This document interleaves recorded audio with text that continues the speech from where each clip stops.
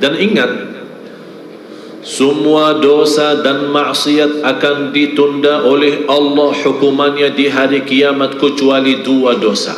Akan Allah dahulukan azab di dunia dan di kubur, nanti di akhirat lebih besar lagi.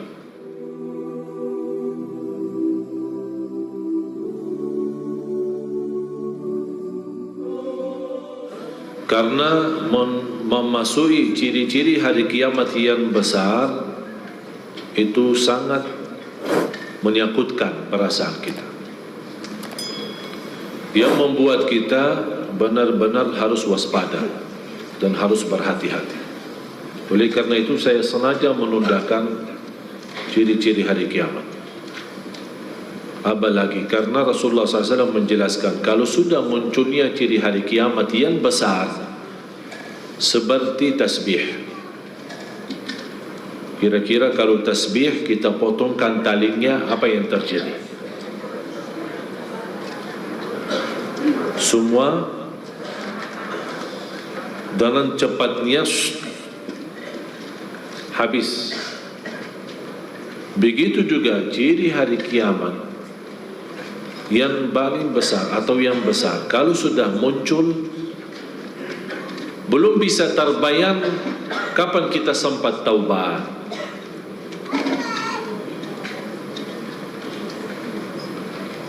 Malah salah satu di antara ciri hari kiamat yang besar, terbitnya matahari dari barat.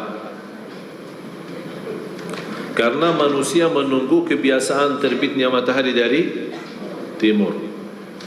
Malamnya di malam itu menjadi lebih panjang daripada malam biasa. Mereka melihat waktu subuh sudah masuk, tapi mataharinya tidak nampak sama sekali.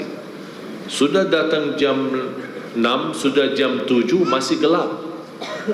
Di situ mulai manusia takut. Ada apa? Tapi mereka belum sadar peristiwa ini kenapa tidak terbit matahari dari timur. Karena matahari di saat itu sedang bersujud di hadapan Allah, minta izin terbit. Ternyata matahari yang begitu besar dan dahsyat, dengan panasnya bisa menghabiskan bumi, tapi begitu dia lumput menjadi makhluk yang bersujud dan minta izin sama Allah. Manusia makhluk kecil, tapi kelewatan sama Allah. Subhanallah. Sampai Allah biarkan matahari bersujud. Bentuknya bersujud matahari kepada Allah, ya jelas tidak sama dengan sujud kita. Tapi yang jelas matahari bersujud untuk keagungan Allah Subhanahu wa ta'ala. Allah biarkan sekian lama, habis itu Allah perintahkan, udah terbit, tapi dari barat.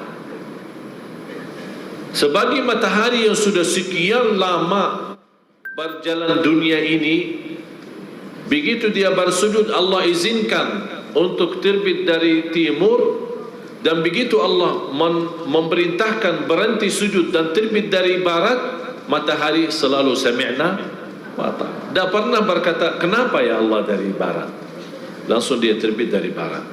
Manusia kaget melihat matahari terbit dari barat, langsung membuka Al-Quran.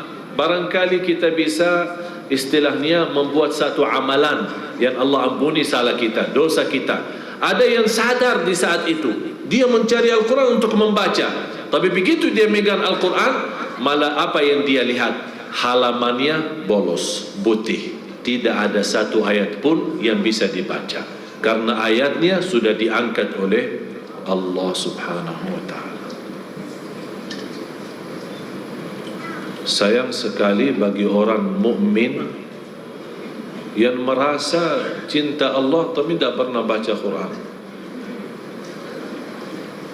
Bapak Ibu, berbanyak baca Al-Quran sebelum nanti datang satu saat kita ingin baca tapi tidak bisa baca. Ingin baca tapi tidak bisa baca. Bahagia seorang, saya masih ingat minggu kemarin pas kita sama-sama di sini di hari Rabu,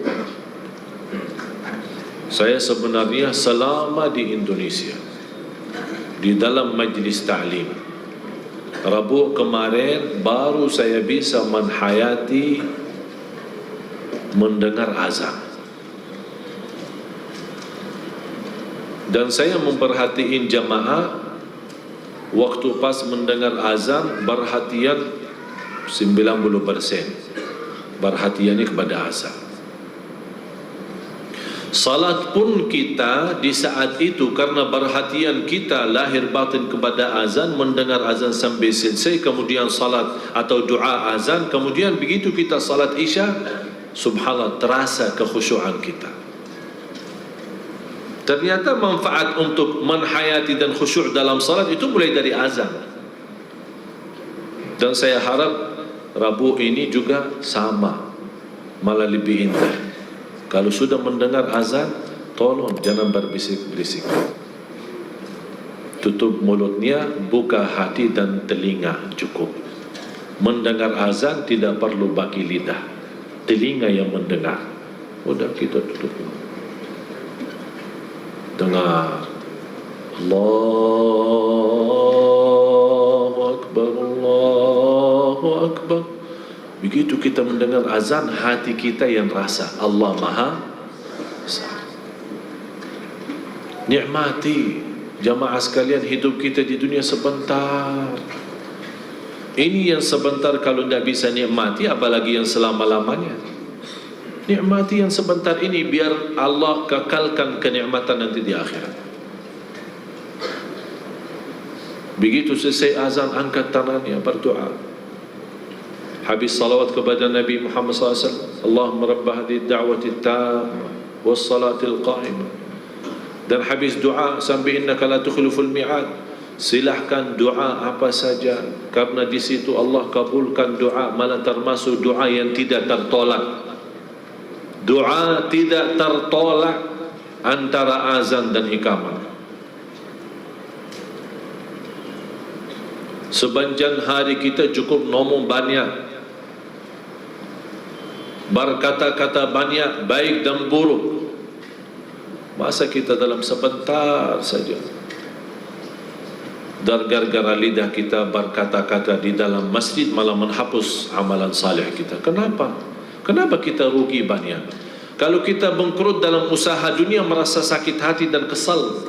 Bagaimana supaya bisa kita bangkit dan berusaha lagi?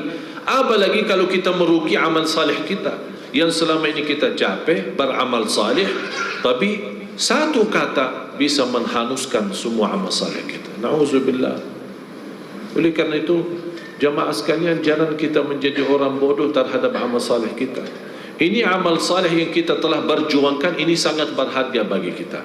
Dan kita selalu berdoa, ya Allah terimalah salat saya, ya Allah terimalah doa saya, ya Allah terimalah nawaitu i'tikaf saya dari maghrib sampai malam. Walaupun kita tidak sebut kata nawaitu i'tikaf, tapi terhitung selama kita duduk di masjid, terhitung ibadah. Malah didoakan oleh malaikat, ya Allah ampunilah, ya Allah rahmatilah, sampai selama kita masih ada di dalam majlis itu. Ini yang kita rasakan. Bapak Ibu, kita butuhkan doa malaikat, kita membutuhkan amal saleh kita. Jangan sampai sia-sia. Jangan kita menjadi orang amilatun nasibah, bekerja keras amal saleh, tasla naran hamiyah, masuk neraka. Kenapa bekerja keras amal saleh tapi masuk neraka? Karena dalam satu kata saja hancur semua amal saleh itu. Na'udzubillah. Bapak Ibu yang dimuliakan Allah Subhanahu wa taala, saya memberikan 3 amalan. InsyaAllah sederhana sekali, tapi manfaatnya luar biasa. Manfaatnya luar biasa. Yang pertama, usahakan menenangkan hati orang tua.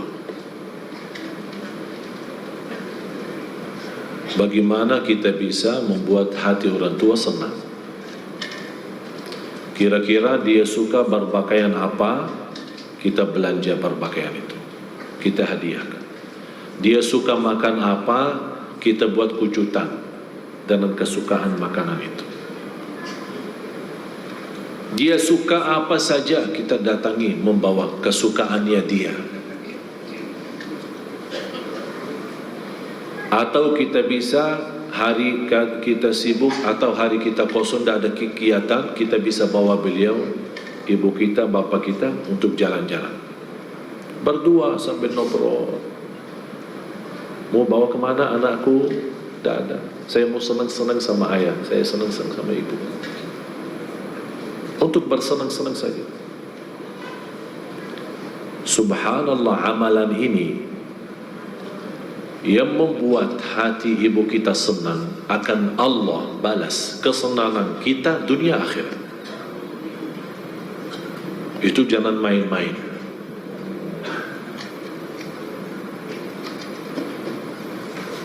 Kita kalau datangi mereka, jangan hanya kita memberikan perhatian mencium tangannya, kalau bisa cium kakinya. Tunjukkan kepada orang tua kita, biar orang tua kita non-muslim, tunjukkan kepada mereka, saya anak bapa ibu, saya sayang, saya cinta mati.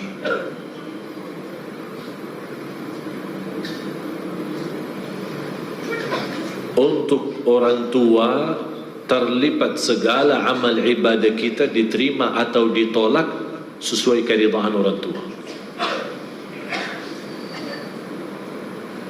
Yang dimaksud di sini orang tua yang kita tidak pernah mengecewakan dalam hal urusan-urusan sehari-hari. Tapi kalau orang tua memerintahkan kita untuk berlaku sesuatu melanggar agama kita atau maksiat kepada Allah, mohon maaf, tidak ada sami'na wa ta'na.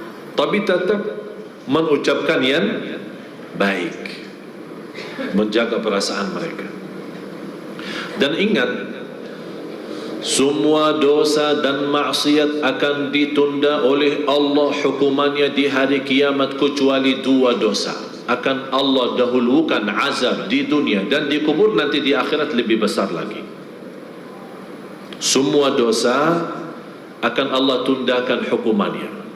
Bisa dimaafkan, diampuni, dan bisa juga diazabkan. Lillahi ma fis samawati wa ma fil ardi wa in tubdu ma fi anfusikum aw tukhfuhu yuhasibkum bihillah fayaghfiru liman yasha wa yu'adzibu.